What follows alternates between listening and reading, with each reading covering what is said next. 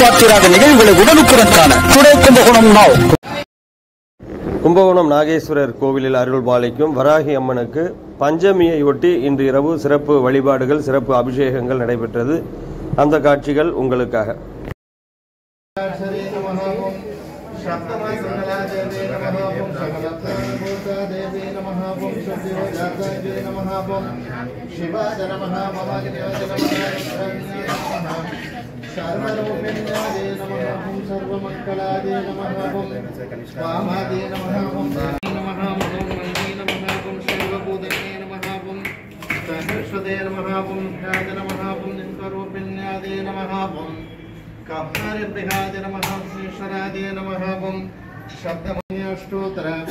शरणारविन्दाभ्यां नमो नमः.